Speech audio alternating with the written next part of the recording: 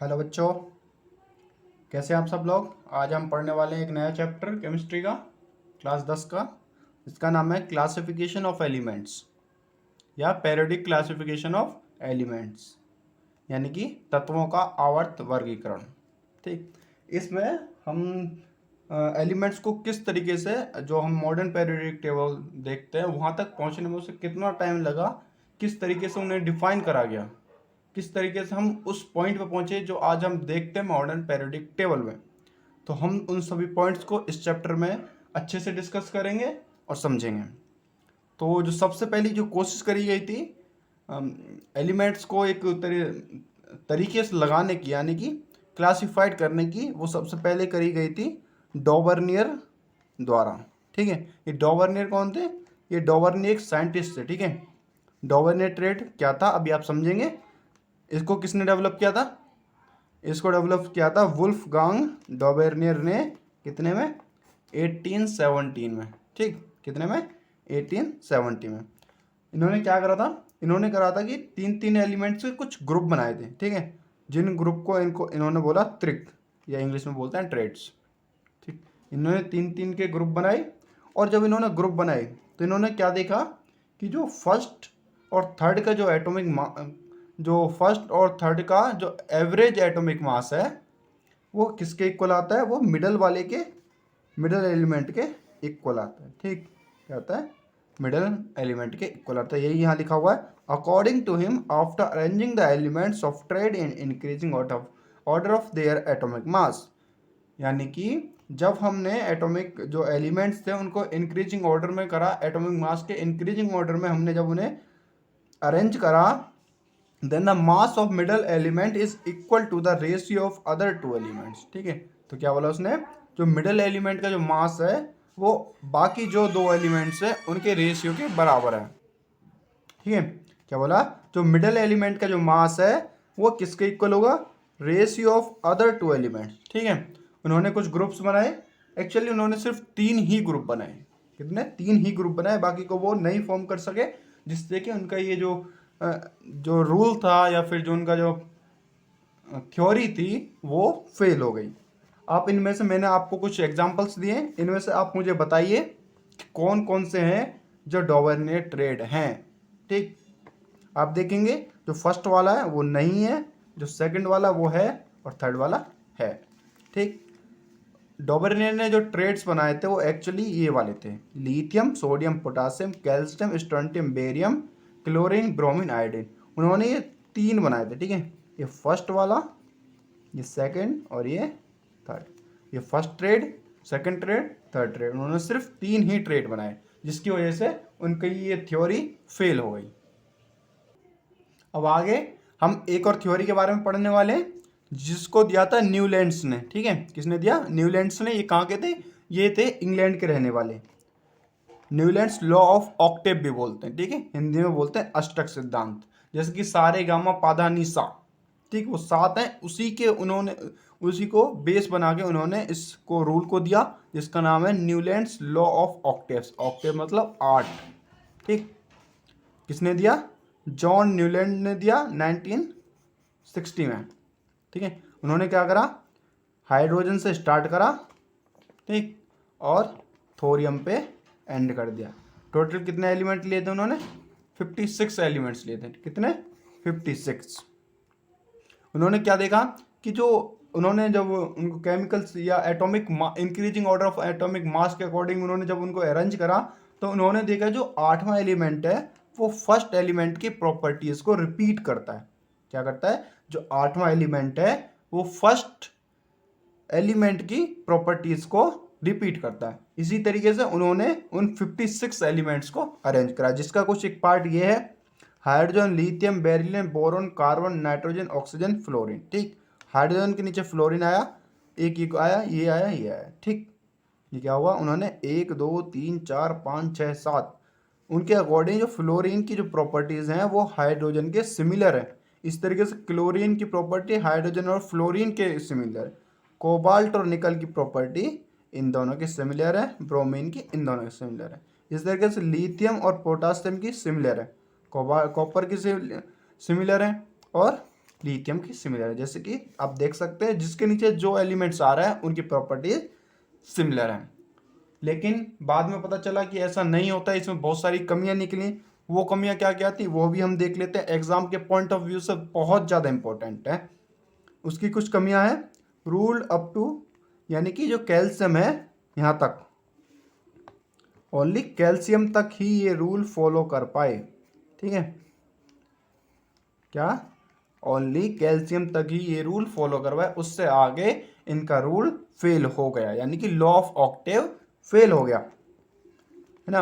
और इन्होंने क्या सोचा था कि यूनिवर्स में ओनली 56 एलिमेंट्स हैं, जबकि ऐसा नहीं है। अभी भी बहुत सारे ऐसे एलिमेंट्स हैं जो हम खोज सकते हैं, जिनके हमें नहीं पता कि यूनिवर्स में अभी तक नहीं पता कि कितने एलिमेंट्स हैं।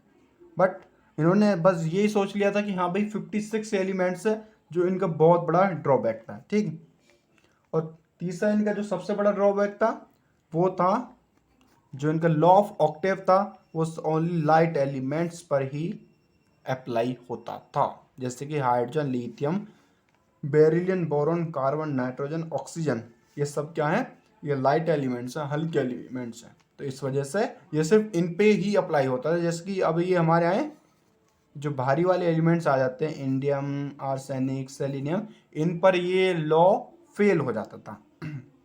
और जो इनकी सबसे बड़ी, यानी कि सबसे ज़्यादा बड़ा वाला ड्रॉबैक था वो था जब हमने नोबल गैसेस की जो डिस्कवरी हुई, after discovery of noble gas his law become unacceptable. जब नोबल गैसेस की डिस्कवरी हुई तो इनका जो लॉ था वो अनएक्सेप्टेबल हो गया, क्योंकि इनका लॉ फेल हो चुका था। इस वजह से फिर इस लॉ या फिर इस थ्योरी को भी रद्द कर दिया गया, यानी कि लॉ और थ्योरी फेल हो गई। एलिमेंट्स के क्लासिफिकेशन को लेकर जो तीसरी सबसे बड़ी कोशिश करी गई थी वो थी मेंडलीव द्वारा। ठीक है, जिसको हम वो पढ़ते हैं आज, मेंडलीव पीरियोडिक टेबल। मेंडलीव कौन थे? मेंडलीव एक रशियन साइंटिस्ट थे जिनका जन्म हुआ था साइबेरिया में। ठीक है, वो मतलब उनकी जो कंडीशन थी बहुत बेकार थी, उनकी मदर ने उन्हें बहुत ज़्यादा सपोर्ट करा था। इस वजह से जब उन्होंने इन सब चीज़ों को खोज कर लिया था तो उसके बाद उन्होंने अपनी माँ के लिए बहुत प्यारा सा एक नोट भी लिखा था। उन्होंने कहा था कि ये जो भी है मेरी माँ की वजह से है। ठीक, जब मेंडलीव ने अपना ये पीरियोडिक टेबल बनाना शुरू करा था उस टाइम तक ओनली 63 एलिमेंट्स ही डिस्कवर हो पाए थे। कितने हुए थे? डिस्कवर हो पाए थे। तो उन्होंने क्या करा, उन 63 एलिमेंट्स के बीच ही रिलेशंस फाइंड करना शुरू करा, उनकी फिजिकल प्रॉपर्टीज, केमिकल प्रॉपर्टीज और एटॉमिक मास। अभी तक जो चीज़ एक जैसी रही वो थी एटॉमिक मास का बेसिस लेना, यानी कि एटॉमिक मास को हर कोई बेस लेता था। जब उन्होंने एलिमेंट्स को अरेंज करा तो उन्होंने देखा भाई जो ज़्यादातर एलिमेंट्स हैं वो या तो हाइड्राइड बनाते हैं या फिर ऑक्सीजन के साथ ऑक्साइड बनाते हैं।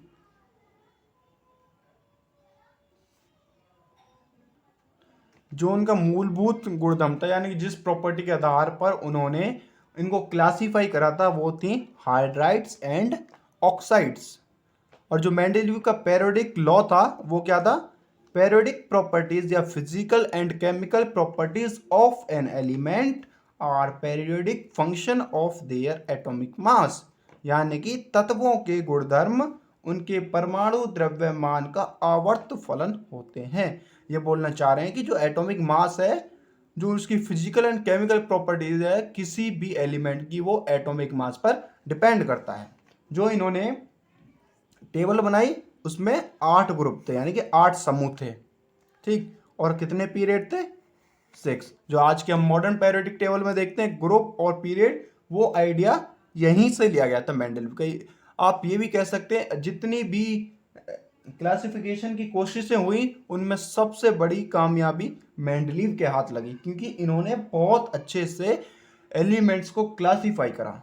ठीक, और इन्होंने की जो सबसे बेहतरीन चीज़ थी, उन्होंने क्या करा था कि जो एलिमेंट डिस्कवर नहीं हुए थे उनके लिए अभी जगह खाली छोड़ दी, क्योंकि इन्हें विश्वास था कि हाँ भी हो सकता है फ्यूचर में जाके कुछ एलिमेंट्स डिस्कवर हों। इस वजह से इन्होंने उन एलिमेंट्स को, उन स्पेस को खाली कर दिया और उस स्पेस के जो उसके नीचे थे, उनके उसके आसपास जो एलिमेंट्स थे उनके सामने ए का, ठीक है, ए का लगा कर रख दिया, जैसे कि ए का बोरॉन, ए का एल्यूमिनियम, ए का सिलिकॉन। जिसके बाद इनकी जगह और भी चीजें हैं, जिसके ए का एल्यूमिनियम की जगह गैलियम की डिस्कवरी हुई। और जो इनकी जो सबसे बड़ी उपलब्धि थी वो क्या थी, जब इन गैसों को यानी नोबल गैसेस को डिस्कवर किया गया तो इनकी जो टेबल थी उससे छेड़छाड़ नहीं की गई, क्योंकि हमने न्यूजीलैंड वाले में देखा था कि उन्होंने नोबल गैसेस के लिए कोई भी स्थान नहीं छोड़ा था, बट इन्होंने पहले से ही ये मान के चला था कि हाँ भी कुछ एलिमेंट्स ऐसे हैं जो हो सकता है आगे जाके डिस्कवर हो, जो अभी नहीं हुए हैं, ठीक। लेकिन हर किसी की तरह इनके पेरियोडिक टेबल में भी कुछ कमियां थी। वो कमियां क्या थी? उन्होंने सबसे पहले तो वो हाइड्रोजन को अच्छे से डिफाइन नहीं कर पाए थे, यानी कि हाइड्रोजन को एक अच्छा प्लेस नहीं दे पाए थे। वो हाइड्रोजन को एक यूनिक या फिर एक अलग स्पेस देने में फेल हो गए थे। दूसरा यह था कि उन्होंने एटॉमिक मास को बेस बनाया था, ठीक। बट हमें पता है आइसोटोप्स या समस्थानिकों में एटॉमिक मास सेम होता है, पर फिजिकल एंड केमिकल प्रॉपर्टीज अलग होती है। तो क्या हुआ, जब एटॉमिक मास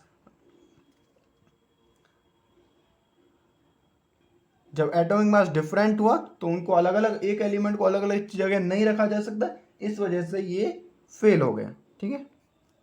और जगह जगह क्या हुआ, समटाइम मेंडलीव का जो लॉ था वो फेल हो गया, क्योंकि ऐसा हुआ था कहीं कहीं इन्होंने जो ज़्यादा मास वाला एलिमेंट है उसको आगे रख दिया था, और जो कम मास वाला एलिमेंट था उसे बाद में रख दिया था। जैसे कि कोबाल्ट का जो एटॉमिक मास है वो 58.9 है और निकल का 58.7 है। बट अगर आप पेरियोडिक टेबल में देखोगे, यानी कि मेंडलीव की पेरियोडिक टेबल में देखोगे, तो कोबाल्ट पहले है और निकल बाद में है। बट अकॉर्डिंग टू लॉ के अकॉर्डिंग क्या था कि जो मास था, जो कम मास है वो पहले आएगा और जो बाद वाला मास है वो बाद में आएगा, क्योंकि इन्होंने एलिमेंट्स को increasing order of their mass के अकॉर्डिंग अरेंज किया था। और इनका एक सबसे बड़ा ड्रॉबैक क्या था कि एक तत्व से दूसरे तत्व की ओर आगे बढ़ने पर परमाणु द्रव्यमान यानी कि एटॉमिक मास रेगुलर नहीं बढ़ रहा था, जिसकी वजह से बहुत डिफिकल्ट हो गया कि हाँ भाई इनके बीच में कुछ एलिमेंट्स हैं या नहीं है, वो डिस्कवरी करनी हमारे पास बहुत ज़्यादा मुश्किल हो गई।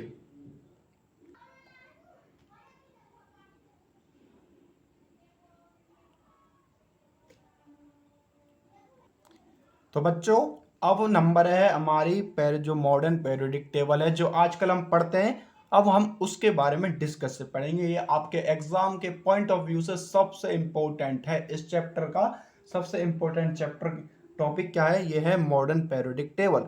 मॉडर्न पेरियोडिक टेबल से पहले हम पढ़ेंगे मॉडर्न पेरियोडिक लॉ। ये सेम है जैसे मेंडलीव का था। Properties of elements are the periodic function of their atomic mass, sorry atomic number, ठीक। क्या है? Periodic function of their atomic number. ये बोल रहा है कि जो फिजिकल और केमिकल प्रॉपर्टीज होती हैं किसी भी एलिमेंट्स की, वो पेरियोडिक फंक्शन होती हैं एटॉमिक नंबर के, ठीक। यानी कि एटॉमिक नंबर पर physical and chemical properties depend करती है। ये लॉ किसने दिया था? ये दिया था हमारे सर हेनरी मोसले ने, जिन्होंने दिया था 1913 में, ठीक है। इस पेरियोडिक टेबल में क्या हुआ कि जो भी मेंडलीव की कमियां थी, जो भी मेंडलीव की पेरियोडिक टेबल में कमी निकली, उन सभी को इस टेबल ने सॉल्व कर दिया। क्योंकि एक तो सबसे बड़ी कमी क्या थी कि आइसोटॉप्स वाली, क्योंकि एटॉमिक मास ले रहे थे तो आइसोटॉप्स को कैसे रखते, इसी वजह से यहाँ एटॉमिक नंबर लिया गया, तो आइसोटॉप्स वाली प्रॉब्लम सॉल्व हो गई। इस टेबल में कितने 18 ग्रुप्स हैं और 7 पीरियड्स हैं। अब हम क्या देखेंगे? अब हम देखेंगे इसमें ट्रेंड्स। पेरियोडिक टेबल में ट्रेंड्स क्या है, ये सबसे इंपॉर्टेंट, आपके यहाँ से क्वेश्चन आने के चांस सबसे ज़्यादा होते हैं, ठीक। तो पहला हमारा पेरियोडिक प्रॉपर्टी क्या है? Atomic size. जब हम ग्रुप में जाएंगे, डाउन द ग्रुप जाएंगे, तो हमारा एटॉमिक साइज इंक्रीज होगा, ठीक है। और पीरियड में जाएंगे तो डिक्रीज होगा। क्यों होगा? क्योंकि जब एटॉमिक साइज इसलिए इंक्रीज होगा क्योंकि नंबर ऑफ सेल्स बढ़ जाते हैं। जब नंबर ऑफ सेल्स बढ़ेंगे तो इलेक्ट्रॉन ज़्यादा दूर तक होगा, जो इसकी एफिनिटी है वो कम होती जाती है इस वजह से, यानी कि जो उसकी पावर है प्रोटॉन या पॉजिटिव चार्ज की। नंबर ऑफ सेल्स बढ़ेंगे इस वजह से एटॉमिक साइज बढ़ता है। नंबर ऑफ सेल इंक्रीज होती हैं, पीरियड में सेम रहती हैं, पीरियड में सेम होती हैं, इसी वजह से उसका एटॉमिक साइज डिक्रीज होता है। ग्रुप में वैलेंस इलेक्ट्रॉन्स कितने होते हैं? सेम होते हैं, ठीक है, वैलेंस इलेक्ट्रॉन सेम होते हैं। एक तरीके से आप ये भी कह सकते हो कि जो ग्रुप है, ग्रुप की नंबरिंग है वो वैलेंस इलेक्ट्रॉन के ही हिसाब से की जाती है। वैलेंसी भी सेम होती है ग्रुप्स में, ठीक। लाइक अगर किसी की दो, अगर ग्रुप में अगर कोई ग्रुप है तो उसकी दो ही रहेगी, ठीक है, पूरे ग्रुप में उसकी वैलेंसी दो ही रहेगी। आयोनाइजेशन एंथैल्पी डिक्रीज होती जाएगी, ठीक, क्या होगी? आयोनाइजेशन एंथैल्पी डिक्रीज होती जाएगी। इलेक्ट्रॉन एफिनिटी ये भी डिक्रीज हो जाएगी। इलेक्ट्रॉन एफिनिटी क्या होता है कि चाहत, इलेक्ट्रॉन्स की चाहत, ये इलेक्ट्रॉन्स को कितना ज़्यादा अट्रैक्ट कर सकता है, क्योंकि देखो हमारा एटॉमिक साइज बढ़ रहा है तो न्यूक्लियस से डिस्टेंस भी बढ़ रही है, तो इस वजह से ये इसकी जो इलेक्ट्रॉन एफिनिटी है, चाहत है, वो भी कम होती जाती है। इलेक्ट्रोनेगेटिविटी वो भी कम होती जाती है, लेकिन जो मेटेलिक कैरेक्टर है वो इंक्रीज होगा। जब हम पेरियोडिक टेबल में डाउन द ग्रुप जाएंगे तो हमें मेटल्स ज़्यादा मिलने शुरू हो जाएंगे, और जब हम ऊपर देखेंगे तो वहाँ नॉन मेटल्स होंगे। हमें पता है मेटल्स बनाते हैं बेसिक ऑक्साइड, तो ऑब्वियसली बेसिक ऑक्साइड इंक्रीज होगी और एसिडिक ऑक्साइड डिक्रीज होगी। अब हम पढ़ने वाले पीरियड के periodic properties. Atomic size decrease होता है क्योंकि नंबर ऑफ सेल्स सेम रहती है। जब नंबर ऑफ सेल्स रहेंगी तो उनका जो फोर्स ऑफ अट्रैक्शन है न्यूक्लियस की इलेक्ट्रॉन्स की तरफ वो ज़्यादा रहेगी, तो जिससे कि वो एटम्स भिचे रहेंगे, जिससे कि उनका जो साइज है वो छोटा रहेगा। वैलेंस इलेक्ट्रॉन्स बढ़ते हैं, हम पीरियड में जाते हैं, वैलेंस इलेक्ट्रॉन्स बढ़ते जाते हैं। वैलेंसी डायनामिक है, पहले बढ़ेगी 1 से लेकर 4 तक, फिर घटती जाएगी, क्योंकि हमें पता है ज़्यादा से ज़्यादा वैलेंसी 4 ही हो सकती है। आयोनाइजेशन एंथैल्पी इंक्रीज होती है, इलेक्ट्रॉन एफिनिटी भी इंक्रीज होती है, इलेक्ट्रोनेगेटिविटी भी इंक्रीज होती है, मेटेलिक कैरेक्टर डिक्रीज होता जाता है, ठीक, मेटेलिक कैरेक्टर डिक्रीज होता जाता है। बेसिक ऑक्साइड डिक्रीज होता जाता है और एसिडिक ऑक्साइड इंक्रीज होता जाता है, ठीक। तो बच्चों ये है हमारी मॉडर्न पेरियोडिक टेबल जो आज हम देखते हैं, ठीक। ये होता है ग्रुप 1, ग्रुप 2, ग्रुप 3, इसी तरीके से ग्रुप 18 तक। इधर नीचे जाएंगे तो 1 से लेकर 7 तक ये क्या होते हैं? ये होते हैं पीरियड्स, ठीक। ये जो आप ये देख रहे हैं पिंक कलर, ये है हमारे पास मेटलॉइड्स, इधर साइड नॉन मेटल्स और इधर मेटल्स, यानी कि जब हम देखते हैं कि इधर जाते हैं तो मेटेलिक कैरेक्टर हमारा डिक्रीज होता जाता है, इधर मेटल मिलेंगे और इधर नॉन मेटल्स मिलेंगे। ये जो ग्रुप 18 है इसको बोलते हैं नोबल गैसेस, क्या बोलते हैं इसको? Noble gases. ग्रुप 17 को हेलोजन्स, ठीक, ग्रुप 16 को चार्ल्गोजन, ओके। अब हमारे जो मेंडली में हमने देखा था भी हाइड्रोजन को एक स्पेसिफिक जगह नहीं मिल पाई थी, लेकिन बट यहाँ पर ये पॉसिबल था, इन्होंने हाइड्रोजन को एक स्पेसिफिक जगह दे दी, इस वजह से मेंडलीव की जो प्रॉब्लम्स थी वो सब सॉल्व हो गई। इसमें टोटल कितने एलिमेंट्स हैं? इसमें टोटल है 118, यानी कि 118 एलिमेंट्स। इसमें कितने एलिमेंट्स हैं? 118। इसमें 2 सीरीज एक्स्ट्रा भी हैं, लेंथेनाइड और एक्टिनाइड। ये चीज़ ये आती है यहाँ से स्टार्ट होती है, ठीक। ये हाँ, ये 2 सीरीज अलग है, रेडियो एक्टिव है, यानी कि जैसे जैसे हम डाउन द ग्रुप जाते हैं, ग्रुप कैसे जाएंगे? ऐसे डाउन द ग्रुप जा रहे हैं, ठीक है। जब हम डाउन द ग्रुप जाते हैं तो हमारे जो रेडियो एक्टिविटी है वो बढ़ती जाती है। जो नीचे की जो आप ये कंपाउंड्स देख रहे हैं या एलिमेंट्स देख रहे हैं, ये बहुत ज़्यादा रेडियो एक्टिव होते हैं, ठीक, क्या आते हैं?